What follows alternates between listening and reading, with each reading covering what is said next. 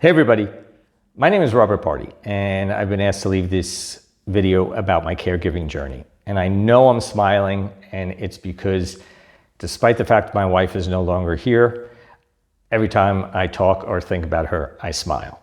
So I cared for my wife, her name was Desiree, and she had breast cancer for 11 years. Now, my caregiving journey was not the traditional journey most people think of, though I don't think there really is anything traditional in caregiving. But when she was diagnosed, she was very young, she was very strong, and it was more about being her support. So she asked me to be the buffer between her and the doctors because she was studying an MD PhD and she didn't want her knowledge to interfere or create fears or so forth about what was going on. So she never wanted to know the stage of her cancer. She didn't want to know anything about her disease for a very long time. And as we journeyed, I wound up being more of her life coach than I was a traditional caregiver. Because she was young, she was strong, and she actually wound up becoming the founding director of palliative care at New York Hospital while having metastatic breast cancer.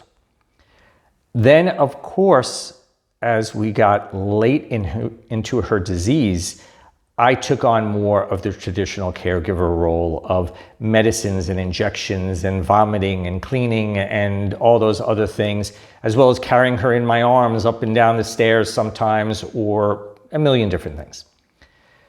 So my role, though, for most of the time was coaching. And so after she passed away, I actually became a coach to help caregivers and widows and widowers and a lot of other people.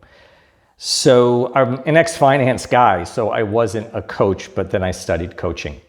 And what I can tell you from my journey, there's two things that are fundamental. One, if you are a caregiver, do not assume the role of you need to fix the person you're caring for. Don't treat them like an object, okay? They are a person. Witness what they're going through, acknowledge what they're going through. You're there for support.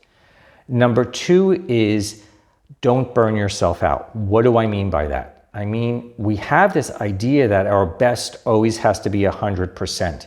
We can't run on 100% all the time. We're not a machine. So if you have 10% to give that day, give 100% of that 10%. But realize there is no perfection, that you can only give what you have. Okay? Take care. Ciao.